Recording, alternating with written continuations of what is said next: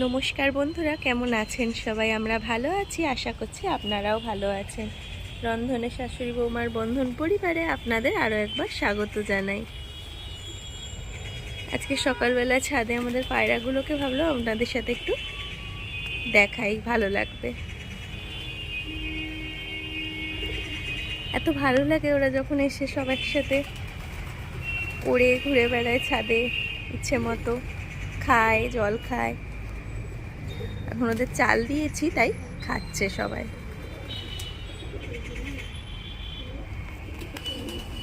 আপনারা কারা কারা পায়রা পছন্দ করেন অবশ্যই জানাবেন। ওদের দেখলে বেশ মনটা শান্ত হয়ে যায়।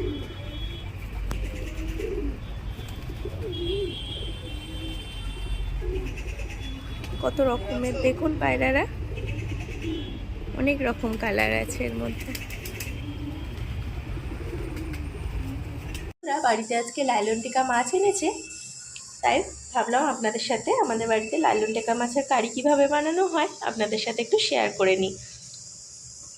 আমাদের চ্যানেলে লাইলন টিকার আরও রেসিপি আছে, সেগুলো আগে দেখে নিতে পারেন। সর্ষে দিয়ে, বেগুন আলু দিয়ে, ঝাল সর্ষে পোস্ত বাটা দিয়ে, সেটাও হয়, ওগুলোও টেস্ট হয়। আর এইভাবে বানালেও টেস্ট হয় খুব। তার জন্য কড়াইয়ে সর্ষের তেল দিয়ে তেলটা ভালো করে গরম করে নিয়েছি। আর এদিকে মাছটাও ভালো করে ধুয়ে লবণ হলুদ মাখিয়ে নিয়েছি। এবার মাছগুলো একটু লাল লাল করে ভেজে নিতে হবে।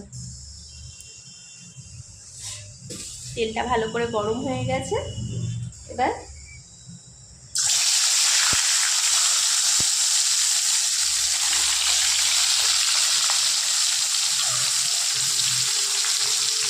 মাছের মুড়োগুলো ভাজতে দিয়ে দিচ্ছি। এই দেখুন বন্ধুরা, মাছগুলো কি সুন্দর লাল করে ভাজা হয়ে গেছে। এবার আমরা মাছগুলো তুলে নেবো। একটু এরকম লাল করেই ভাজতে হবে। এটা তো কারি বানাবো, যদি ঝাল বা সর্ষে বাটা দিয়ে করতাম তখন একটু হালকা করে ভাজতে হতো। এটা যেহেতু কারি করব, তার জন্য সামান্য লাল করেই একটু ভাজতে হবে। দু পিঠটাই আমাদের লাল করে ভাজা হয়ে গেছে। এবার মাছগুলো তুলে নেব।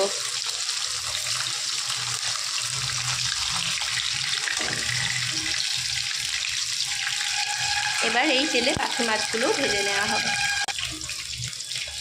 মাছগুলো মামনি তুলে নিচ্ছে, দিয়ে এবার একই তেলে বাকি মাছগুলোও দিয়ে দেবে।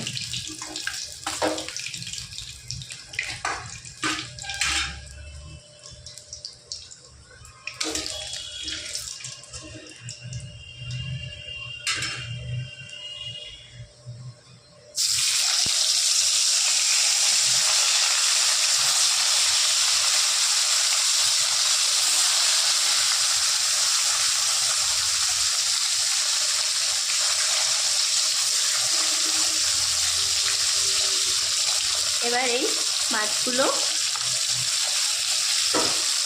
লাল করে ওই একইভাবে ভেজে নেওয়া হবে। এখন ভেজে নিয়ে দেখাচ্ছি। মাছগুলো ভাজা হয়ে গেছে লাল করে। মামনি এবার মাছগুলো তুলে নিচ্ছে।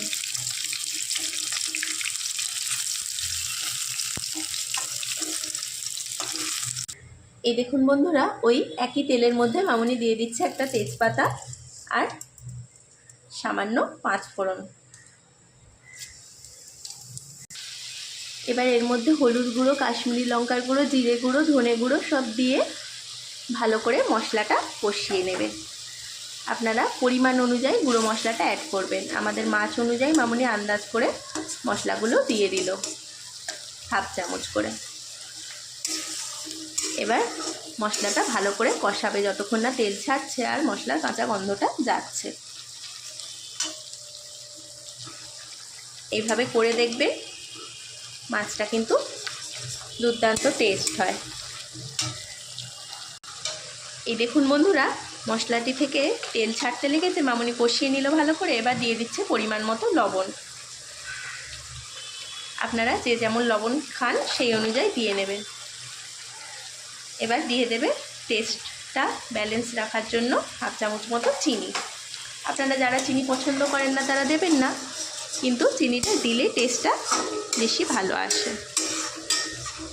এই দেখুন মামুনি আবার লবণ আর চিনিটা দিয়ে ভালো করে কষিয়ে নিচ্ছে মশলাটা থেকে ভালো করে তেলটা ছাড়তে হবে। মশলাটা কষানোর উপরেই ডিপেন্ড করছে মাছের টেস্টটা। কিন্তু মশলার কাঁচা গন্ধটা যতক্ষণ না যাবে আপনারা জলটা কিন্তু অ্যাড করবেন না, তাহলে রান্নাটা পরে গন্ধ লাগবে।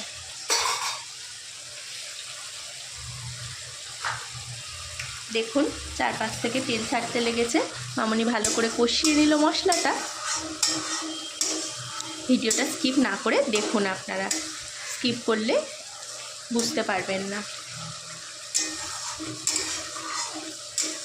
দেখুন এবার দিয়ে দিচ্ছে পরিমাণ মতো জল। যেহেতু কারি করবে মাছটা, বেশি জল দেওয়ার দরকার নেই। মাছটা ডুবে একটু সিদ্ধ হওয়ার মতো জল আপনারা অ্যাড করবেন আপনারা মাছের পরিমাণ অনুযায়ী।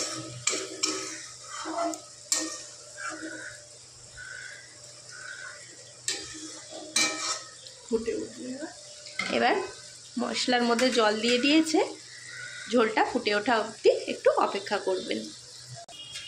এই দেখুন বন্ধুরা, মাছের ঝোলটা কি সুন্দর ফুটছে। এবার এই পর্যায়ে আপনারা ভেজে রাখা মাছগুলো অ্যাড করবেন ঝোলের মধ্যে। মামুনি এবার মাছগুলো দিয়ে দিচ্ছে এক এক করে। ভিডিওটা স্কিপ না করে দেখুন, ভালো লাগবে আশা করছি। আর এই প্রসেসে একবার বানিয়েও দেখবেন লালন টিকার মাছটা, সত্যি খুব ভালো লাগে। সবসময় তো সর্ষে দিয়ে সবাই পছন্দ করে না, সবাই খেতেও পারে না, গ্যাসের প্রবলেম হয় সর্ষে পোস্ত দিয়ে। এইভাবে কারি মাঝে মধ্যে বানিয়ে দিতে পারেন। লালন টিকার মাছটা এমনিই মিষ্টি হয়, আর এইভাবে করলে খেতে খুব টেস্ট হয়।